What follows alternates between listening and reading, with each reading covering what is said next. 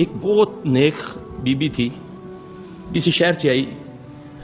آپ یقین جانے میرے اس دن دل میں یہ بات تھی کہ میں نا اس عورت کو نا بڑی زیادتی کرتا ہے یہ شیطان اس کے ساتھ. میں نے اس کو بولا بی بی تم نا صبح فجر کے وقت جب جاگو تو آل عمران کا رکوع لازمی پڑھا کرو. کچھ دنوں کے بعد وہ میرے پاس آئی تو وہ حاضر ہو کے پتہ کیا کہتا ہے، مجھے گالی دیتا ہے وہ جن. مجھے کہتا ہے سلفی تجھے یہ ہو جائے، یعنی کہ گالی ماں بہن کی دے کر کہتا ہے کہ تو نے میرا بیڑا غرق کر دیا، میری ساری طاقت ختم کر دی ہے. کہتا ہے جب یہ رکوع پڑھ لیتی ہے سارا دن میں کیا میرا پنڈت زور لگا لیتا ہے، ہم اس کے قریب نہیں جا سکتے. بچپن سے وہ اس کے ساتھ تھا. اور نبی صلی اللہ علیہ وسلم کی باتیں ہیں، تمہیں نہیں جانتے، تمہارے جو آگے پردے ڈلے ہوئے ہیں. اس کا فائدہ کیا ہے؟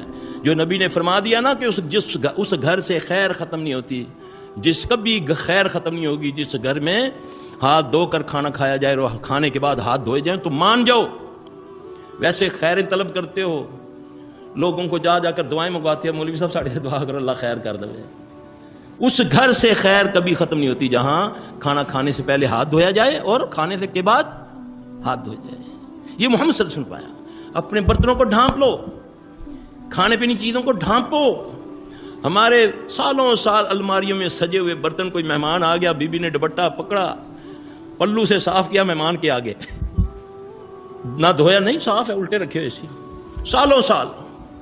بستر ہے، بستر آیا، گئے چھٹی پہ گئے، یا جیسے پاکستان میں باہر سے لوگ آتے ہیں پھر ہمارے پاس آئیں گے، جی بس پاکستان آیا ہوں، بستر پر لیٹا ہوں، صبح اٹھا ہوں تو کمر میں درد ہے، تو برداشت نہیں ہو رہا، ڈاکٹروں کو سمجھ نہیں آ رہی کہ یہ درد کیوں ہے. جب اس درد کو پوچھا کھوتیا کیوں ہونا ہے، مجھے سمجھ آتی ہے نا، میں دردوں سے باتیں کر لیتا ہوں نا. تو کہتا ہے اس پر میں بیڈ میں رہتا تھا، یہ آیا ہے، میں سویا ہوا تھا، یہ میرے اوپر آ کر لیٹا تو میں نے پھر اس کو درد پہنچا دیا. یعنی کہ آپ نے فرمایا بستروں کو جھاڑا کرو. فرمایا نا کہ جب بستر پر جایا کرو تو کیا کرا کرو، ہاتھ مار لیا کرو. یہ رسول اللہ صلی اللہ علیہ وسلم نے فرمایا. ہم آتے ہیں انگڑائی لی کر کے منہ کھولا، منہ سے بھی اندر، کمر سے بھی اندر، بیماری لگ گئی.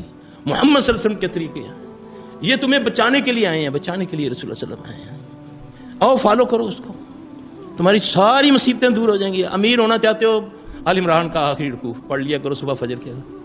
پھر دیکھو اس کے فائدے کیا ہیں. جب آپ نے فرمایا کہ جو دنیا میں ہے، دنیا میں جو اس کے اندر جو کچھ ہے اس سے بہتر ہے جس نے اس رکوع کو پڑھ لیا. وہ فائدے کیا ہیں کہ جنات شیاطین تمہاری ہوا سے بھاگیں گے، تمہاری خوشبو سے بھاگیں گے. ویسے بھگا کے دکھاؤ نا. لوگ کہتے ہیں نا جی گھر میں سورہ بقرہ پڑھی جائے، حق ہے، اللہ کے نبی نے فرمایا جس گھر میں سورہ بقرہ پڑھی جاتی ہے وہاں شیاطین کا دخول نہیں ہوتا. لوگ کہتے ہیں سلفی صاحب 5 بچے ہیں، 5 پڑھتے ہیں سورہ بقرہ، ہم 5 کے 5 پڑھتے ہیں، پھر بھی آگ لگ رہی ہے، پھر بھی کپڑے کٹ رہے ہیں، پھر بھی یہ ہو رہا ہے، یہ ہو رہا ہے. میں نے بولا اپنے رزق کو دیکھ لو یار، اپنے معاملات دیکھ لو، کوئی بہن بھائی کا کوئی مال تو نہیں کھا لیا، کسی بہن کا حصہ تو نہیں کھا لیا ہوا. دیکھو تو صحیح نا، کہیں نہیں. اللہ کے نبی کی بات تو غلط ہو ہی نہیں سکتی نا. میں بقرہ تو دور کی بات ہے، آپ صلی اللہ علیہ وسلم نے فرمایا جو سونے سے پہلے بقرہ کی آخری 2 آیتیں پڑھ لے تو شیاطین سے وہ علاقہ ہی محفوظ ہو جاتا ہے. تو میرے بھائی یہ ساری چیزیں بتانے کا مقصد یہ ہے کہ آؤ سنتوں کے اوپر آ جاؤ. یہ تمہیں نکالنے کے لیے آئے ہیں رسول اللہ صلی اللہ علیہ وسلم ان مصیبتوں سے. اور آج سب سے زیادہ جو مصیبت زدہ امت ہے تو وہ صرف محمد صلی اللہ علیہ وسلم کی امت ہے. چاہے افریقہ ہے، چاہے یورپ ہے، چاہے ایشیا ہے، چاہے کچھ اور ہے، جہاں مسلمان اذیت میں ہیں اسی وجہ یہ ہے کہ اس نے اپنے اصل کو چھوڑ دیا. اللہ تعالیٰ مجھے اور آپ کو عمل کی توفیق عطا فرمائے.